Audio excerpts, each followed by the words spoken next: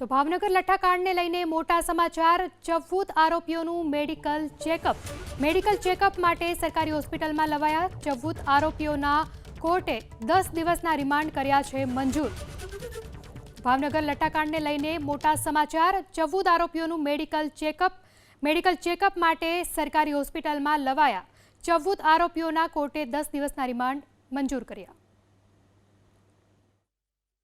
ભાવનગરમાં લઠ્ઠાકાંડના તમામ આરોપીઓનું medical checkup કરાવવામાં આવી રહ્યું છે। તમને દ્રશ્યો બતાવવા માંગીશ। ભાવનગરની જે સરકારી હોસ્પિટલ આવેલી છે કે જ્યાં તમામ આરોપીઓને જે મેડિકલ ચેકઅપ છે તે સ્ટેટ મોનિટરિંગ સેલના સુપરવિઝન હેઠળ થઈ રહ્યું છે। પોલીસનો ચુસ્ત બંદોબસ્ત પણ અહીં રાખવામાં આવ્યો છે। તમને તાત્કાલિક વિભાગ આવેલો છે ત્યાંના તમને અંદરની તરફ દ્રશ્યો બતાવવા માંગીશ કે જે પ્રમાણે લઠ્ઠાકાંડ સર્જાયો હતો અને જેમાં સ્ટેટ મોનિટરિંગ સેલની તપાસ છે તે ચાલી રહી છે અને ભાવનગરના ડીએસપી કચેરીએ થોડીવાર પહેલાં જ સ્ટેટ મોનિટરિંગ સેલના આઈજી ગગનદીપ ગંભીર દ્વારા મહત્વપૂર્ણ એક બેઠક છે તે શરૂ કરવામાં આવી હતી અને તે બેઠક પૂર્ણ થયા બાદ આજે લઠ્ઠાકાંડના આરોપીઓ છે કે તેમના 10 દિવસના રિમાન્ડ છે તે મંજૂર થયા છે અને આ તમામ આરોપીઓનો રિમાન્ડ પરનો બીજો દિવસ છે જ્યાં તેમનું મેડિકલ ચેકઅપ કરાવવામાં આવી રહ્યું છે।